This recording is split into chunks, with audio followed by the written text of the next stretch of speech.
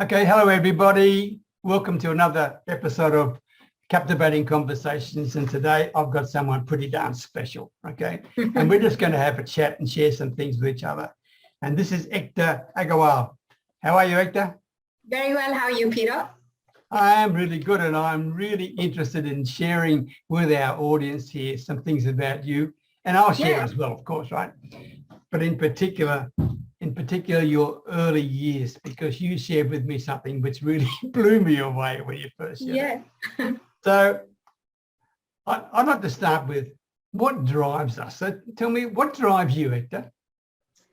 What drives me is the ability, is the privilege that I have to serve people and to offer them, my product and service through my business. I think that's the biggest driver for me. How about you?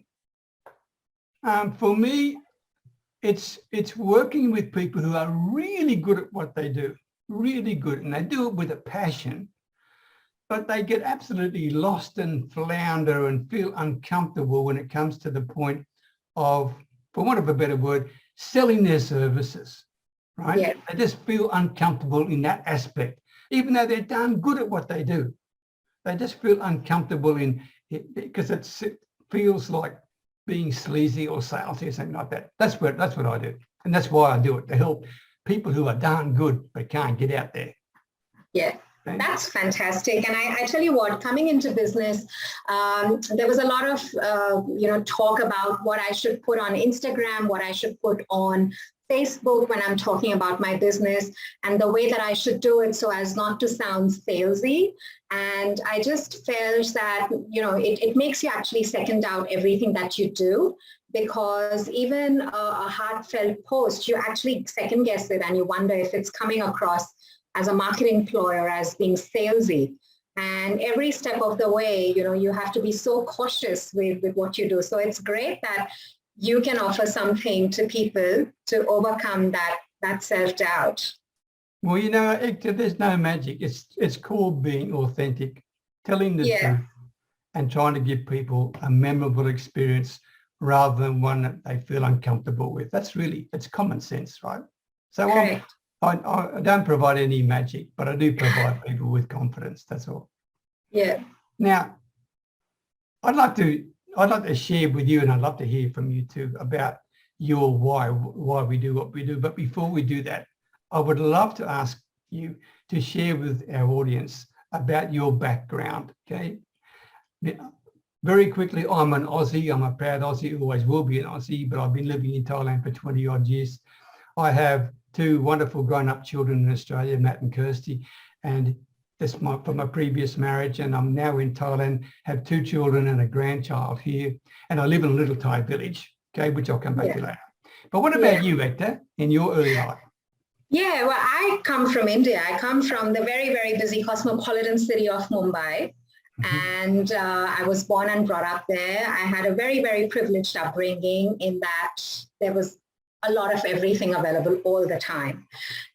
And, I just thought that was the way that, everybody lived, in terms of having domestic help, in terms of having a chauffeur to drive you to school and pick you up, or, take you for your extracurricular activities or what have you, or have someone to cook meals for you, or, someone coming in to wash your clothes or do your dishes. And that's just not a normal part of growing up. It's only when I moved to Australia that you realize, okay, those were privileges, really. They were luxuries and not necessities that you grew around.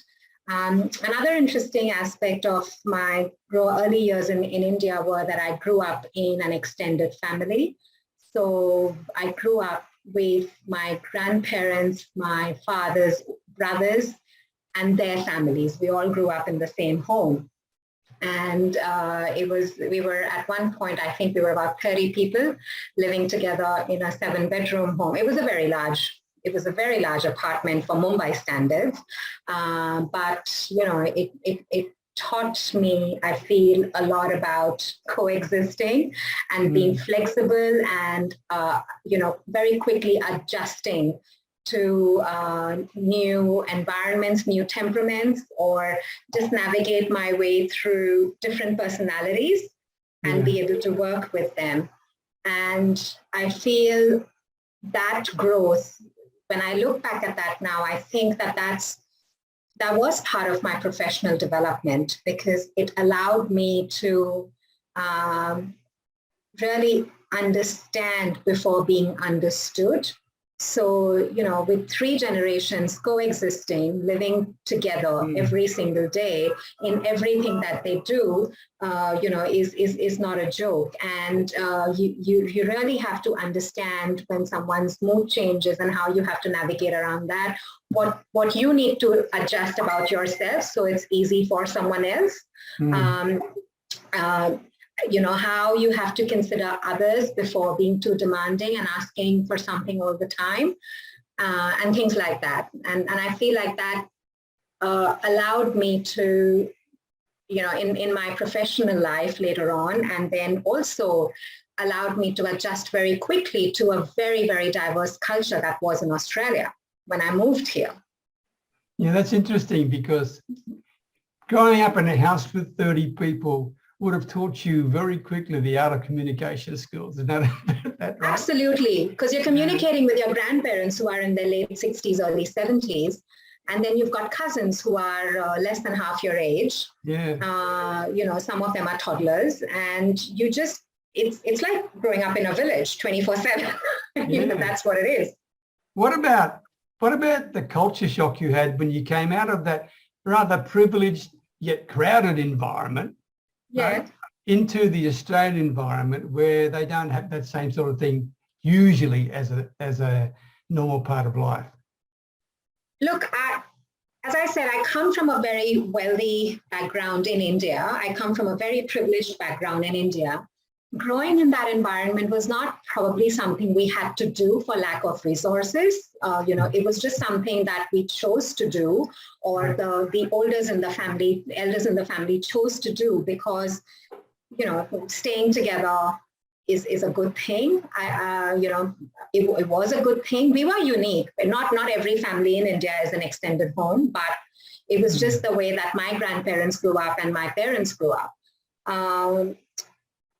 When I moved here, I don't know, somehow in my mind, I always thought that, you know, developed countries were affluent all the time, and people were affluent. People had lots of money to give away, and, you know, they could, it was very surprising to me that domestic help is something that's unheard of in Australia, or at least 17 years ago when I came here. You know, to have someone come and clean your dishes is almost as if, you know, you're spoiled, or why can't you do it yourself, kind of a thing. You know, so that was one part of it. I think growing up in cosmopolitan Mumbai allowed me to settle in quite comfortably in the culture, and that I didn't feel, in terms of society and in terms of you know, just day-to-day living or English speaking or things like that, wasn't a shock. Like, I was very proficient before I came here. I think what was surprising was how nobody was in each other's business, and everybody, my husband didn't know who his next door neighbors were. And to me, that was a bit surprising. And, you know, it was literally to me, it felt like having your blinkers on and just focusing on yourself. There was no sort of community spirit, or nobody knew anyone. I think for me, that was a bigger thing to get over, as opposed to settling into, you know, other aspects of the culture. Yeah, I appreciate that. I remember growing up in Australia, an interesting thing, my father was a very strong personality, and it was a male-dominated household. Okay. Yeah. He dominated everything. My mum, God bless her, they both passed away now, but my mum lived in awe of her husband. That's basically what it amounted to, right? Yeah. And he ruled the roost, and we were children who would be seen and not heard. Okay. And some of that I could also feel growing up. I mean, India is, or at least in my experience, it was a patriarchal society that I grew up in, where, and coming from a background of wealth, working, as in working for money, was not something that I was required to do or expected to do, or there was this very fine undertone of, you don't need to work, you know. You come from a wealthy home, you will get married into a wealthy home. You don't need to work, because working was synonymous with working for earning money. And whereas for me, it was really important to be independent. My parents encouraged that a lot. It was really, because you can't control where you're going to go in life. Never in my wildest dreams did I imagine that I would come across someone who was living in Australia, and within 2 months of meeting him, because I've had an arranged marriage, interesting fact number 3 about me, you know, I would meet someone, and within 2 months of having met that person, I'd be living in Australia. So that was, you know, nobody anticipated that. So I'm really glad that my parents encouraged me to be independent, to seek out a vocation for a potential profession, and gave me everything that I needed in terms of my personal and professional development to be able to live here. Yeah, that's fascinating, Ekta, because coming from a privileged background where, as you said, there was a subtle implication that there's no need to work because the family looks after family, and you will marry into another rich family. And then you've come to Australia and taken the absolute opposite and gone into entrepreneurship, right? Absolutely, and loving it, it. Which is awesome. So tell me that little bit in a nutshell, what do you do and why do you do it? I'd love to hear that story. My background is, for 20 years, I have been in the space of dietetics. So I trained to be a dietitian.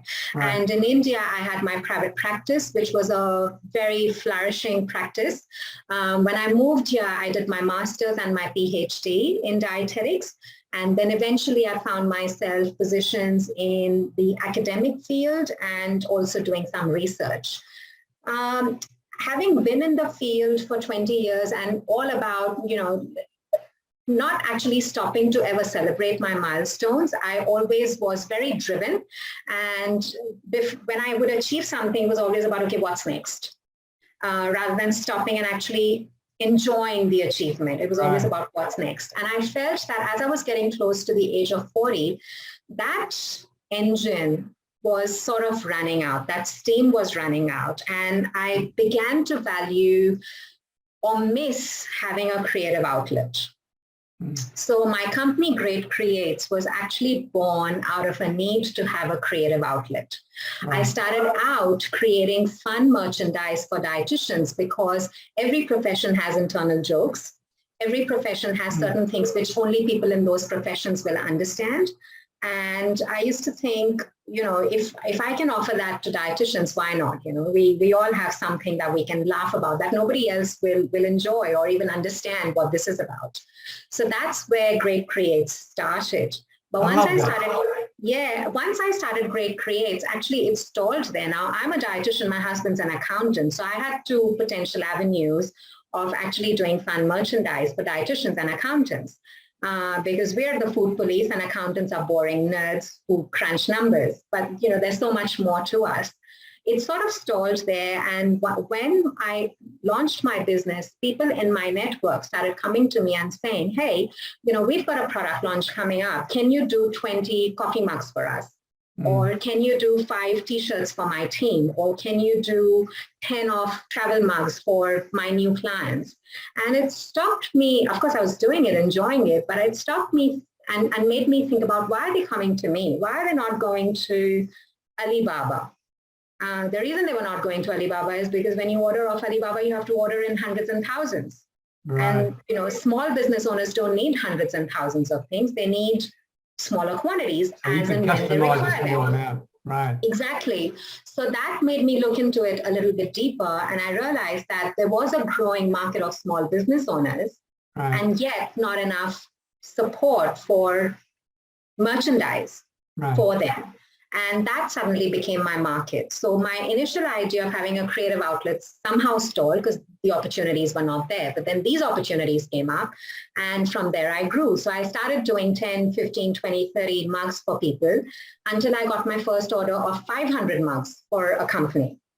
And in my house with my own little machinery, I was printing them one night and I thought, this is ridiculous. I can't be doing this. I want to grow. But I can't keep printing 500 mugs myself, because where am I working on the business if I'm working in the business?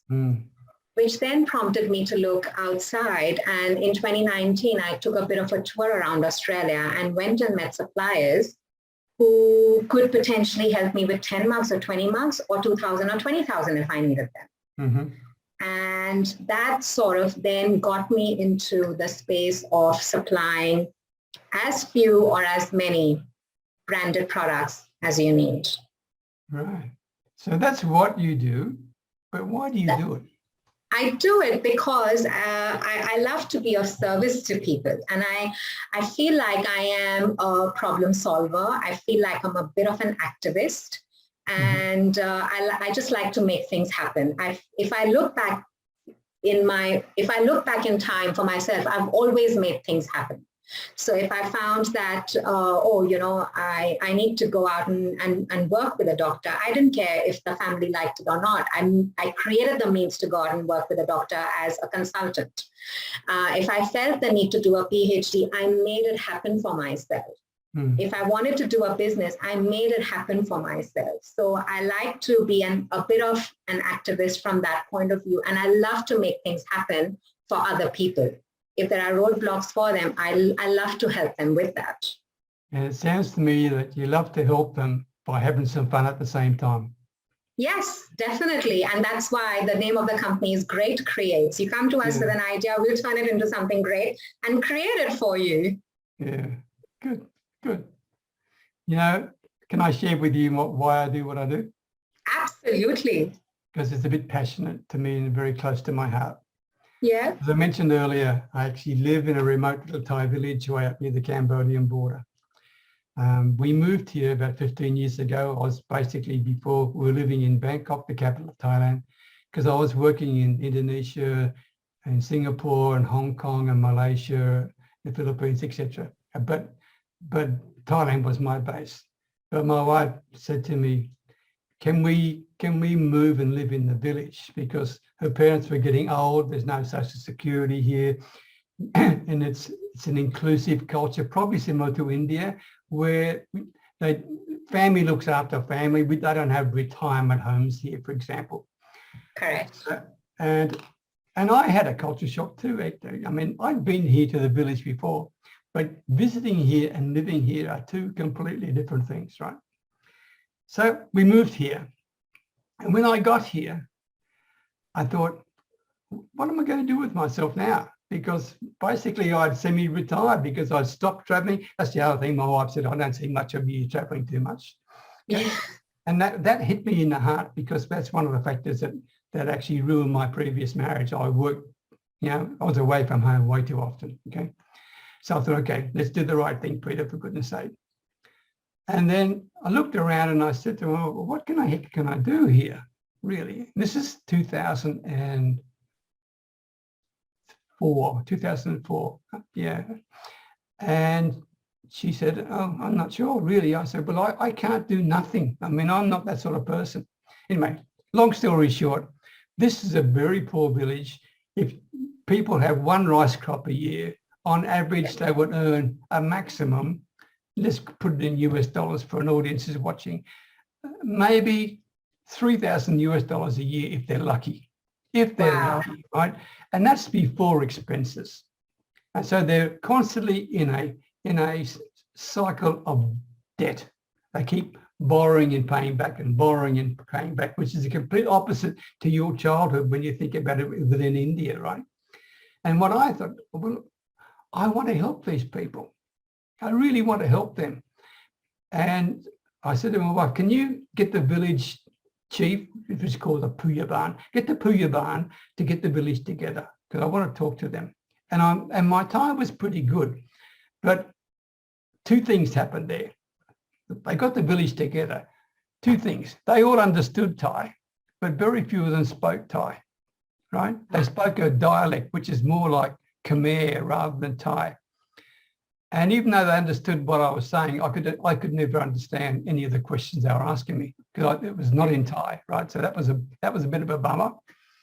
Secondly, my proposal went absolutely flat culturally because I did not know one thing, and that is there is a cultural belief here called krenjai, which means you don't give to people who cannot repay you in any way, shape, or form.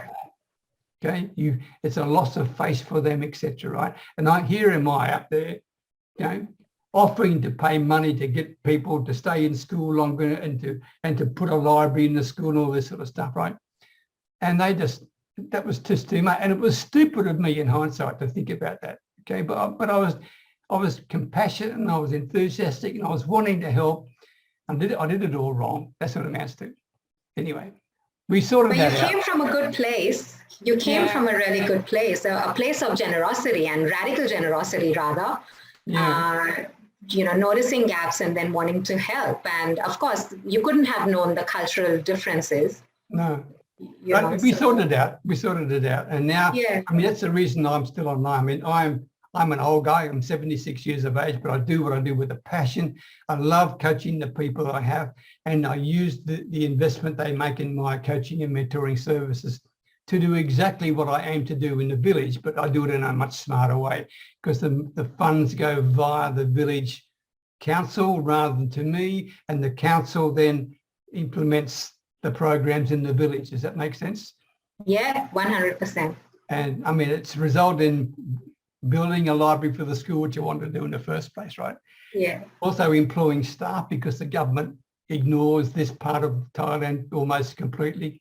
So, there's a problem. The children were leaving school here at the ages of 12 and 13 to go and work in the rice fields. Okay, and it was no good for their future, right? Really no good. Just another part of the debt problem. But for the last, I'd say 9 years, the first couple of years I struggled a bit, but for the last 9 years, not one child has left school before the end of high school. Now that doesn't sound all that much, but in this village it is incredible, right? To get them to stay in school that long, okay? To give them the opportunity to get employment somewhere.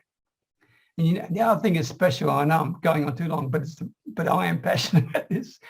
I've got 3 university graduates from this village. And that is absolutely, you would never have thought that possible. In fact, people in this village wouldn't even know what a university was when I first came here, right? So that's why I do what I do. Yeah, but what a proud legacy, not just for you, but also for the families of those 3 individuals who've gone to university and will make a difference to the future generations by showing them possibilities. Absolutely. So well done. Opens their eyes. Well done. Yeah. Absolutely. Okay, so that's my why, and thank you for sharing yours. Yeah, no, thank you for inspiring me even more today. Tell me, with your business, and you shared a lot about it before, which is fascinating, and I love the way you go about it. So who would your ideal clients be, Ekta? My ideal clients have shifted over the years, but currently my ideal clients are people who want to be visible, particularly because of COVID. For the last 2 years plus, what has happened is many conferences have been cancelled, many networking events have been cancelled, and there is this uncertainty about, if we're out of sight, will we be forgotten? Will we be out of mind as well? Right. So one of the things that my clients have pivoted, I've noticed, is they've now started to send out small packs to their top clients or to their employees or their team members. They're sending out small packs of, TLC or, hey, we're still here and these are our new products and things like that. So anyone who wants to gain visibility is my client in the business space. So, promotional products and branded merchandise are probably the only little item that people will actually thank you for giving to them. You don't get thanks for sharing a post, or you don't get thanks for putting a sponsored ad. You do get thanks for giving out a nice drink bottle or a nice stationery set or a nice tote bag to someone. You do get a thanks for it. So, and there's stats to say that 8 out of 10 people will own at least 2 promotional products in their home at any point in time. Wow, is that right? Yeah. Yeah, and those are conservative stats. 9 out of 10 people will have a promotional product living in their kitchen. Which means also that they probably remember the actual company or the business that provided to them in the first place. Absolutely. So that's why the visibility, and also, the better the quality. So the way that people will remember you is if you give them a really good quality product or a really crap one. Because when you're reaching those extremes, you're actually evoking emotion. Yeah. So if you get something like a humble pen that lasts you forever, you'll remember the person who gave it to you. Whereas if you get a pen that you pull out in a meeting and you want to scribble some notes and it doesn't work and you want to toss it in the bin, you'll go, damn that person who gave me that crap pen. So when you actually evoke emotions in your clients or in people that you want to reach, and you're automatically creating memories. It's good. And you can do that through products, yes. I like that. That's excellent. Okay. So within that realm, are there any particular type of businesses that you prefer to deal with? I mean, do you deal with corporations or small businesses or what? I'm open to opportunities. So I will not say no to someone who says, look, I want 10 towels. And I will not say no to someone who says, I want 10,000 towels. Because over the last 4 years, since the start of my business, I have actually developed connections and I've developed really good relationships and partnerships with factories who will cater to either or needs. So, if you are looking for, if there's anyone out there who is looking for visibility, who's looking for traction, who wants to, reestablish a connection with an old client, or who wants to create a new connection with a new client, definitely reach out. We've got lots of ideas through products, and we can also talk about branding and how best to, design the product so that you actually create or you evoke an emotion, whether it's an emotion of joy, whether it's an emotion of, oh my God, they remembered me, or, oh wow, this is something my wife would really love to use. Or, oh, I can't wait to get home to give this little thing to my child to play with. It's those things. So we have ideas for those. I mean, that resonates with me, Ekta, because my ideal customer is not like yours. My ideal customer is the solopreneur, the person who's trying to do everything at once for themselves, right? Yeah. And quite often, I'm not talking about people who are thinking about starting a business. They are people who are already in business and they know what it's like to go through the ups and downs of being an entrepreneur. They know what it's like to have their butt kicked. They know what it's like to fail, right? Yeah. But at the same time, they are still passionate and they're good at what they do, as I said earlier, right? So to me, my ideal clients would be solopreneurs. I don't want to play the corporate game anymore. I've been there and done that. I don't want to go back. Yeah. And I want to keep things really simple. So they're solopreneurs who provide an online service to people, okay, who are really good at what they do, who believe in themselves and who can provide a brilliant outcome, but they need help in, similar to you, being visible, okay? Yes. Not only getting visible, but when they're visible, what the heck do I do now? Because I don't have the confidence to talk to Ekta about my opportunity. That's the yes. Bit. Fantastic. Does that make sense? Yeah, 100%. Okay. Well, look, can I ask you one more question? Absolutely, go for it. Tell me about what are the outcomes that you actually provide to your clients, right? If you could put it in terms of an outcome. And secondly, what's the best way to contact you? So the best way to contact me would be to contact me via my website, which is greatcreates.com.au. We have a couple of different forms there that you can fill out and reach me. I can be contacted for Australian residents. I can be contacted on my 1300 number, which is 1301 Great. You can reach me on social media. I'm on Instagram, on Facebook, and also on LinkedIn. So these are the different avenues that you can reach me on. With regards to the outcomes that I provide to my clients, so what I tend to do, stay away from is swag. I don't like to give my clients swag, which is stuff we all get. Right. I like to give, I like to brainstorm with them, and I want to make their budget go as far as possible. So as an example, someone came to me a few months ago saying that they wanted to launch, they had a stand at this, teachers conference, and they wanted to give something to teachers as a promotional product.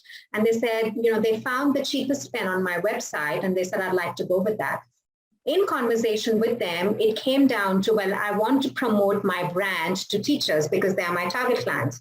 Right. I said, well, think about it. Take a moment. We'll supply you with these cheap pens if you want them, but you've got a small budget. How about we try and take the budget as far as possible?